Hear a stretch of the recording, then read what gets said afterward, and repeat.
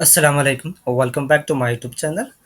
आज के इस वीडियो में हम एमएस एक्सेल में ये देखेंगे कैसे हम मल्टीपल शीट्स के ज़रिए पावर टेबल बना सकते हैं। अगर आपके पास डेटा मल्टीपल शीट्स में अवेलेबल है तो कैसे इसको पावर टेबल में बना सकते हैं, कन्वर्ट कर सकते हैं।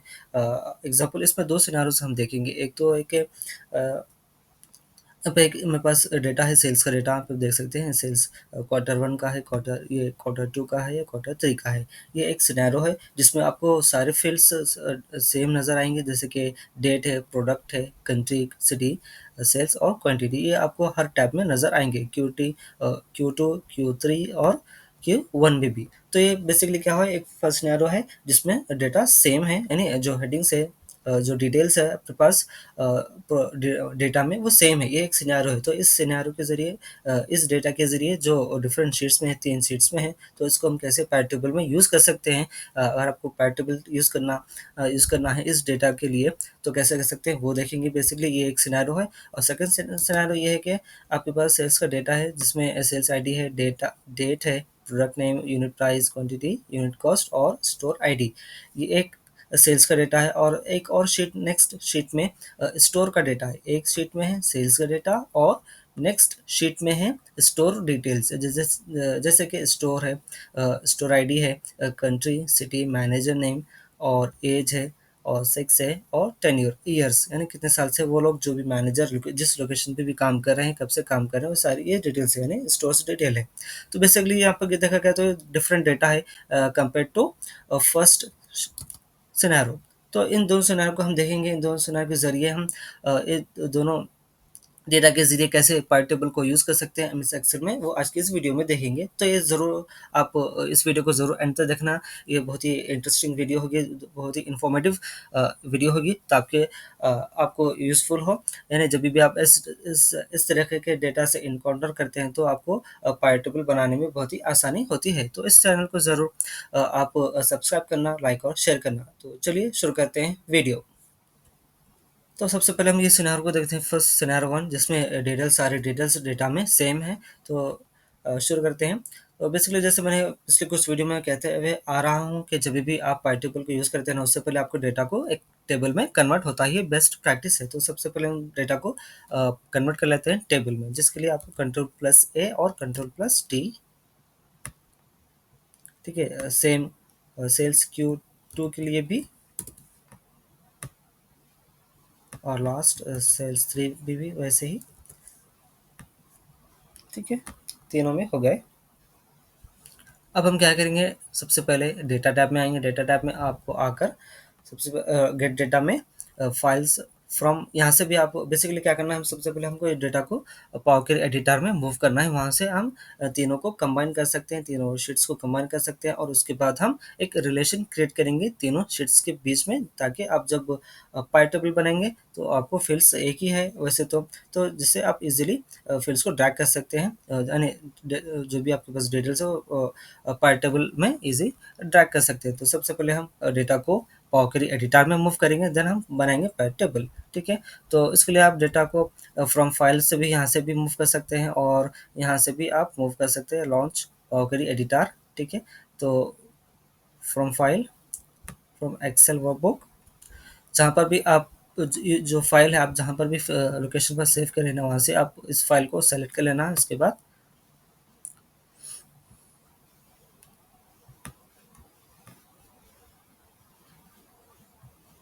ठीक है, इंपोर्ट।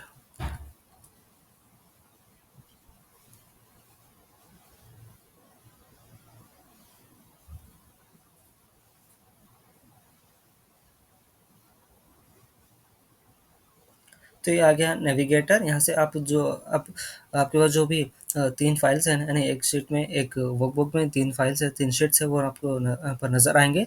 तो यहाँ पे आपको ये एक चेक बॉक्स नज़र आएगा, सेलेक्ट मल्टीपल आइटम्स, इस पर क्लिक कर देना है। उसके बाद यहाँ से आप तीनों फाइल्स को एक साथ ऐसे सेलेक्ट कर लेना है, ठीक है। यहाँ पे डेटा आपको प्रीव्यू हो रहा है, तो यहाँ पे आपको डेटा नज़र आएगा। उसके बाद ट्रांसफॉर्म डेटा पर यहाँ पर नीचे एक बटन है, एक ऑप्शन है, यहाँ पर इस पर क्लिक करेंगे, ट्रांसफॉर्म डेटा। तो आपका डेटा पावर क्वेरी एडिटर में मूव होगा। यहाँ पे आप देख सकते हैं प्रोसेसिंग क्वेरीज।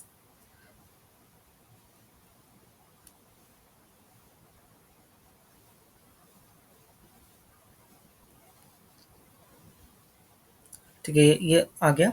पावर के एडिटर में आपका डेटा यहाँ पर आ गया। आप देख सकते हैं यहाँ पे लेफ्ट साइड आपके स्क्रीन के क्वेरीज में आएंगे नज़र तीनों भी sheets, sales one, sales Q1 का, और ये Q2 का, और ये सेल्स Q3 का।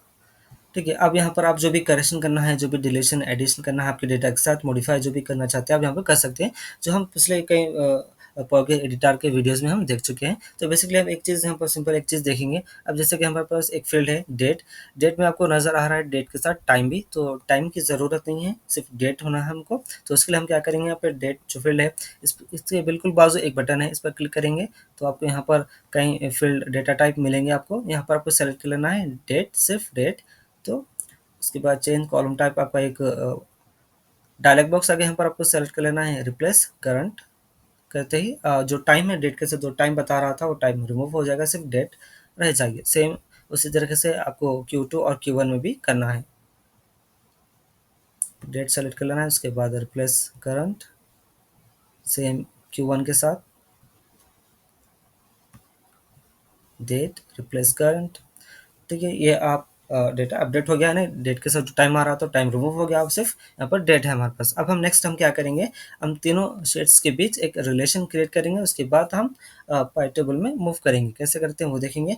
तो सबसे पहले हम इसको इनके बीच रिलेशन क्रिएट करेंगे। उसके लिए आप यहाँ पर क्लोज एंड लोड का बटन है, यहाँ पर इस पर क्लिक करना है। आपको जो सेकेंड ऑप्शन नज़र आ रहा है लेफ्ट साइड आपके स्क्रीन के, क्लोज एंड लोड, जो सेकेंड ऑप्शन है क्लोज एंड लोड टू बोल के, ठीक है, इस पर क्लिक करना है। क्लिक करने के बाद आपको एक डायलॉग बॉक्स आएगा, यहाँ पर इंपोर्ट डेटा। आपको कई ऑप्शंस यहाँ पे नज़र आएंगे, जैसे कि टेबल है, पाई टेबल रिपोर्ट है, पाई चार्ट है। तो आपको जो एक ये लास्ट जो ऑप्शन है ओनली क्रिएट कनेक्शन, इसको सेलेक्ट कर लेना और उसके बाद प्रेस ओके। प्रेस ओके करने के बाद इन तीनों के बीच एक कनेक्शन क्रिएट हो जाएगा। यहाँ पे आप राइट साइड स्क्रीन के देख सकते हैं क्वेरीज एंड कनेक्शंस। ठीक है, तीनों शीट्स यहाँ पर आ गए, आपको बता रहा है। ठीक है, तीनों, अब किसी एक शीट पर आप डबल क्लिक करेंगे तो आपको वापस पावर एडिटर में आ जाएंगे। ठीक है, आपको तीनों शीट्स यहाँ पे अब नज़र आ रहा है। फिर से हम वापस पावर एडिटर में आ गए। यहाँ पर आप तीनों के बीच एक रिलेशन क्रिएट हो गया है। अब हम क्या करेंगे, तीनों को कंबाइन करेंगे एक शीट में। तो उसके लिए आपको आना है सेम होम टैब में। होम टैब में आपको एक कंबाइन ग्रुप है, ठीक है, यहाँ पर आपको मिलेगा। इसमें आपको अपेंड क्वेरीज करना है। अपेंड क्वेरीज में आपको दो ऑप्शंस मिलेंगे, एक है अपेंड क्वेरीज और दूसरा है अपेंड क्वेरीज एज न्यू। जो सेकेंड ऑप्शन है वो आपको सेलेक्ट कर लेना है एज न्यू। उसके बाद आपको अपेंड का एक डायलॉग बॉक्स आएगा। यहाँ पर आपको टू टेबल्स या थ्री और मोर टेबल्स, अगर आपके पास दो टेबल है तो इसके साथ आप यहाँ से आप सेलेक्ट कर ले सकते हैं, और ना दो से ज़्यादा है, तीन है या तीन से ज़्यादा है तो आप इसको सेलेक्ट कर लेना, ये रेडियो बॉक्स को। उसके बाद आपको यहाँ पर अवेलेबल डिटेल्स टेबल्स नज़र आएंगे आपके लेफ्ट साइड इस बॉक्स में और राइट साइड में, जो आप सेलेक्ट करें। ठीक है, अब तीनों को इस बॉक्स में मूव करना है। तो ऑलरेडी Q1 का मूव हो गया, तो सेकेंड का मूव कर सकते हैं, सेलेक्ट कर लेना। उसके बाद ऐड बटन, Q2 का मूव हो गया, उसके बाद Q3। इसको आप रीअरेंज भी कर सकते हैं, Q2 की नीचे भी मूव कर सकते हैं, Q3 को ऊपर भी मूव कर सकते हैं, जैसे कि ऐसे। Q2 ये हो गया। अब यहाँ पे जैसे इसको सेलेक्ट करेंगे ना, आपको यहाँ पे बटन नज़र आएंगे मूव अप मूव डाउन के। ठीक है, अब जैसे इसको क्लिक करेंगे वो मूव अप या मूव डाउन होंगे। ठीक है, ये हो गया। उसके बाद आप प्रेस ओके कर देना। बस ओके करने के बाद ये तीनों, जो तीनों का डेटा था एक शीट में, वह कंबाइन हो गया ना, अपेंड वन। अब इस शीट में तीनों का डेटा आ गया। तो इस तरीके से आप मल्टीपल शीट से डेटा को कंबाइन भी कर सकते हैं एक ही शीट में। पावर क्वेरी एडिटर की मदद से आपको कंबाइन डेटा में आकर, कंबाइन जो पे ग्रुप है इसमें आकर अपेंड क्वेरीज एज न्यू कर लेना है। ठीक है, ये एक काम हो गया अपना कि भाई हम तीनों का डेटा एक में मूव कर लिए। अब हम वापस इसको एक्सेल में लोड कर देंगे। कैसे, सेम होम टैब में आपको क्लोज एंड लोड का ऑप्शन है, यहाँ पर क्लिक करना है। फिर से सेकेंड ऑप्शन आपको सेलेक्ट कर देना है यहाँ पे, ना कि first option. Second option select कर लेना, close and load to.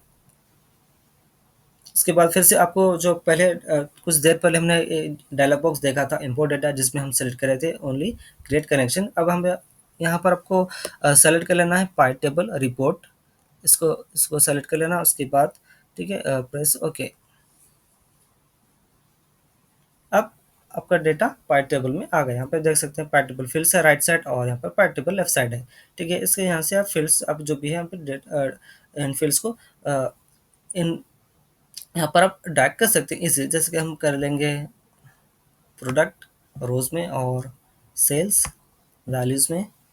Continue भी आप यहाँ पे भी दे सकते हैं, या वरना फ़िल्टर रोज़ फ़िल्टर्स में भी आप कर सकते हैं, ठीक है सर। तो इस तरीके से आप पाई टेबल में मूव कर सकते हैं। आपके पास अगर मल्टीपल डेटा है और सेम फील्ड्स है, तो ऐसे आप पावर क्वेरी एडिटर में कंबाइन करने के बाद, अपेंड करने के बाद डेटा को उसके बाद उससे पहले अपेंड करने से पहले आप डेटा के बीच रिलेशन क्रिएट करना, उसके बाद अपेंड करना, उसके बाद अपेंड करने के बाद आप डेटा को वापस एक्सेल शीट में मूव करने के बाद पाई टेबल ऐसे क्रिएट कर सकते हैं। तो बेसिकली ये हमने देखा था एक सिनेरियो जिसमें सारे फील्ड्स, सारा आपका डेटा सेम है, जिसके कैसे हम इसको पाई टेबल में मूव कर सकते हैं, वो देखा था, ठीक है। ये एक सिनेरियो हो गया।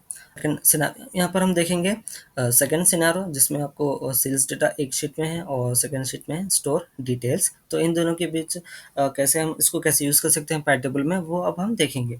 तो बेसिकली हम सबसे पहले हम क्या करेंगे, डेटा टैब में आकर यहाँ पर आपको एक ऑप्शन मिलेगा डेटा टूल्स में। यहाँ पे आपको डेटा मॉडल में आकर सेलेक्ट कर लेना है रिलेशनशिप। इन दोनों शीट्स के बीच हम रिलेशन क्रिएट करेंगे, उसके बाद हम पाई टेबल बनाएंगे। कैसे हम वो देखते हैं, ठीक है। ये ऑलरेडी एक रिलेशनशिप क्रिएट किया हुआ है, तो इसको हम डिलीट कर लेते हैं, ऐसे डीएक्टिवेट कर लीजिए या डिलीट, ठीक है। तो अब हम फिर से एक न्यू क्रिएट करेंगे। यहाँ पर एक न्यू बटन है, आपको न्यू पर क्लिक लेना, उसके बाद क्रिएट रिलेशनशिप का एक डायलॉग बॉक्स आ गया। यहाँ पर आपको टेबल सेलेक्ट कर लेना है। टेबल यहाँ पे आपको बताएगा डेटा मॉडल टेबल 1 और टेबल 2। तो टेबल 1 इसमें और रिलेटेड डेटा टेबल 2। उसके बाद कॉलम, या बेसिकली यहाँ पे आपको सेलेक्ट कर लेना है, जिसमें अगर इन दोनों शीट्स के बीच जो भी एक ऐसी फील्ड हो जो कॉमन हो। तो जैसे कि मैं एग्जांपल बताऊंगा, एक सेकंड। तो यहाँ पे आप देख सकते हैं, जैसे मैंने कहा इन दोनों दोनों शीट्स में डिफरेंट डेटा है, लेकिन एक चीज़ जो कॉमन है वो है स्टोर आईडी, ठीक है। यहाँ पर भी वही है स्टोर, और यहाँ पर भी वही है, ठीक है। तो ये एक फील्ड है ऐसी जो दोनों में कॉमन है। तो इसके इस ये फील्ड को वहाँ पर आपको सेलेक्ट कर लेना होता है। कैसे, डेटा मॉडल, फिर से आएंगे रिलेशनशिप न्यू, यहाँ पे आपको सेलेक्ट कर लेना है टेबल 1 और टेबल 2। और अब यहाँ पर हम वो कॉलम सेलेक्ट करेंगे जो दोनों में कॉमन है, जैसे कि स्टोर आईडी इसमें भी और स्टोर आईडी इसमें भी। तो ये ऐसी फील्ड है जो दोनों शीट्स में कॉमन है, उसको यहाँ पर आप सेलेक्ट कर लेना, ठीक है। उसके बाद प्रेस ओके, क्लोज। यहाँ पे रिलेशन क्रिएट हो गया। अब इन दोनों के बीच रिलेशन क्रिएट हो गया, लेकिन आपको कुछ नज़र नहीं आ रहा, डिफरेंस नज़र नहीं आ रहा। तो ऐसा कुछ भी नहीं होता, ये बैकग्राउंड में ऑलरेडी इन दोनों के बीच रिलेशन क्रिएट हो गया। अब यहाँ पर आप होम टैब, इंसर्ट टैब में आकर पाई टेबल बना सकते हैं। पाई टेबल ओके, ठीक है। अब आप देख सकते हैं फील्ड्स, आपको सारे फील्ड्स यहाँ पर नज़र आ जाएंगे।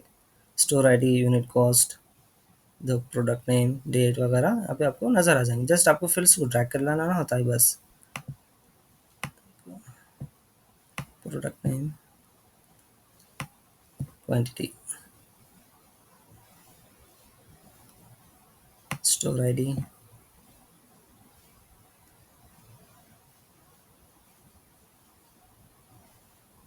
ठीक है। यहाँ पे आप देख सकते हैं टेबल ये है टेबल 2, ये है टेबल 1। आप दोनों की जो भी फील्ड्स हैं यहाँ पे ड्रैग कर सकते हैं। प्रोडक्ट नेम हमने ऑलरेडी कर लिया, और कुछ क्वांटिटी। इसके अलावा भी आप टेबल 2 से आप मैनेजर नेम को ड्रैग कर सकते हैं।